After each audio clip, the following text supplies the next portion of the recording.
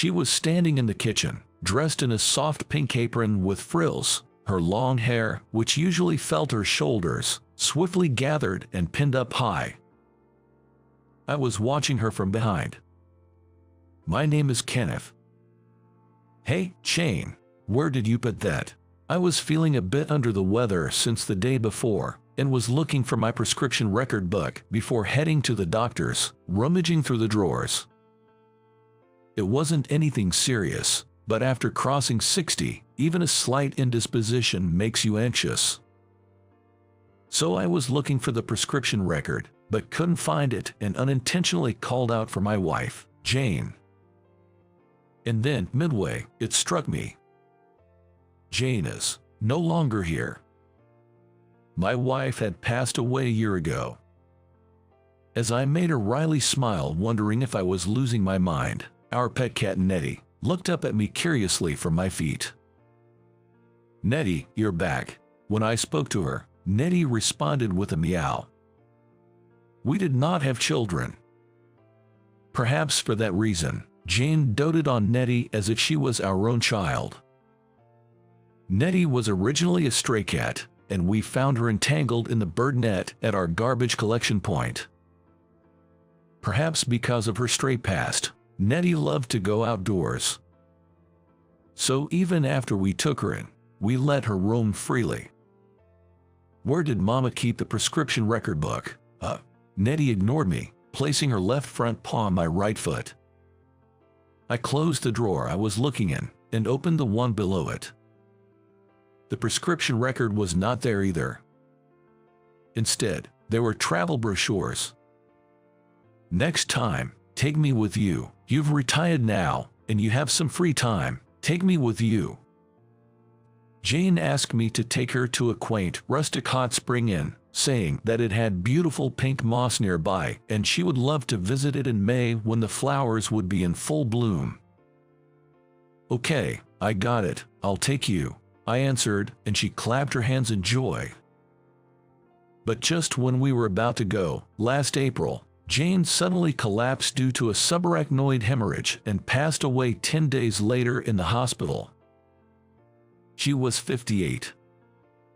As I was lost in thought, spreading out the travel brochure on the dining table, Nettie jumped onto the table and lay down on the brochure. Nettie's trying to look at that." Nettie, still laying down, started purring. "He's about 10 years old. Mid-50s and human years. I hope you live a long life." Nettie rolled onto her back to show me her belly. Half a month after the first anniversary of Jane's death, I planned a 2-night, 3-day trip to the hot spring inn Jane had always wanted to go to. I called the travel agency in the brochure, and they arranged the inn and round-trip train tickets. While I would be away, I decided to hire a housekeeper, but specifically, a pet sitter for Nettie. I searched online and found a pet sitter who ran her business not too far from my home. As I would be giving my house keys to a stranger, it was necessary to meet her beforehand. "Hello, I'm Nova Garcia, the pet sitter." A few days after I made the call, a woman with shoulder-length black hair came flying in on a bicycle with a basket in front.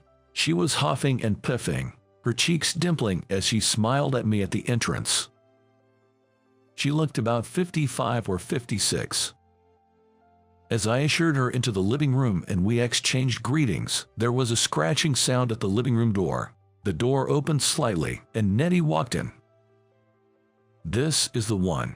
It would be great if you could close the door when she opens it." As I got up to close the door, she chuckled. "What's her name?" "It's Nettie, she's a girl." "Oh, I see." She leaned forward to look at Nettie and extended her index finger.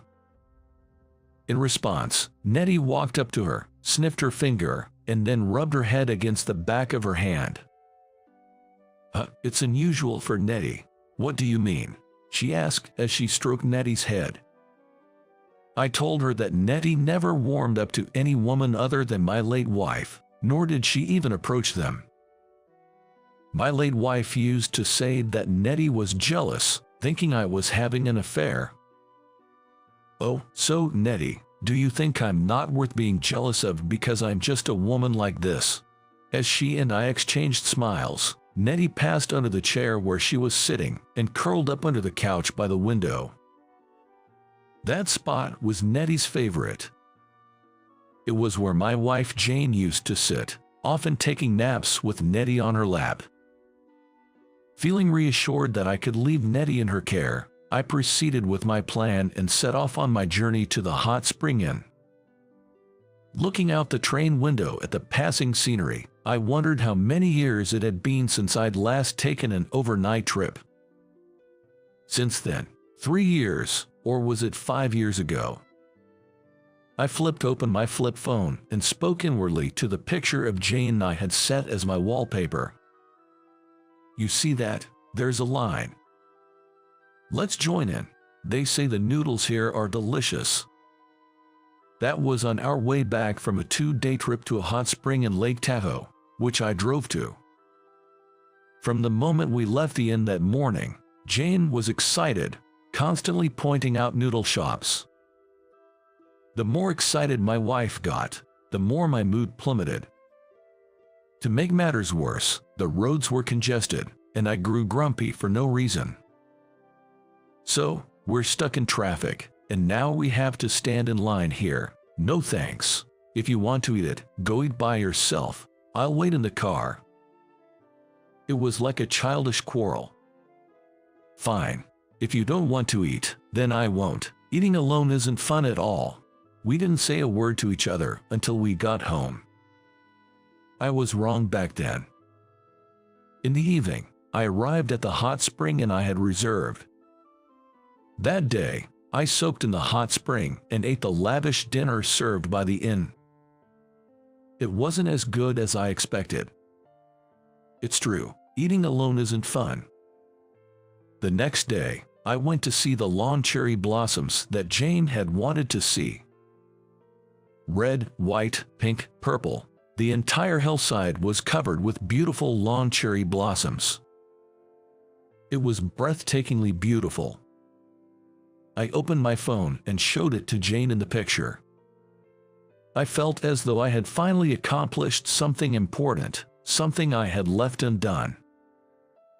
The little over 30 years I spent with you, they flew by, and now it's going to be a long time. The day after, I finished my journey and returned home. I arrived at my house just after 4 p.m. Just then, the pet sitter Nova was there to feed Nettie, and they both greeted me. She returned the key to my house, stepped down to the entrance floor, and put on her shoes. Take care, Nettie. She called out to Nettie, who was in the shadow of the showbox next to the entrance. I remembered the souvenir I had bought for her on my trip and said, "Wait a minute," and brought the paper bag with the souvenir from the living room where I had left my travel bag. She was very modest. "Please accept this. Thanks to you, I could travel with peace of mind." Is that so? Then, without any further ado, as we were doing this, Nettie descended to the entrance floor, ran ahead to the front door. "Do you want to go out to see Nova off? Shall we go to the gate then?" I put on my shoes and opened the door. Nettie was the first one out. Then her, and finally, me. I watched her ride home on her bike with Nettie, who was rubbing herself against the hem of my trousers. When I asked her how Nettie was doing while I was away immediately after I got back from my trip, she happily told me. When I came to feed her, Nettie was waiting for me, and she came to greet me at the door. However, the moment it was just the two of us, things changed. Sometimes, Nettie would get food from some cat lover when we were out, something that had been happening for a while. One evening, as I was watching the evening news on TV, I heard Nettie meowing from the kitchen. "Welcome back, I'm about to feed you." As I called out to her and walked to the kitchen, I served her food from a can on a plate, where she was sitting quietly. Yet, Nettie would just sniff the food with her nose up close and lick her paw pads without taking a bite, all the while stroking around her mouth, ears, and forehead. "Did you get fed somewhere again?" Nettie didn't respond but kept on stroking her face passionately.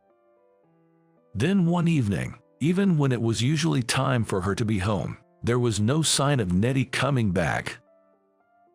I became anxious, wondering if she had had an accident, and went out to the gate calling for Nettie.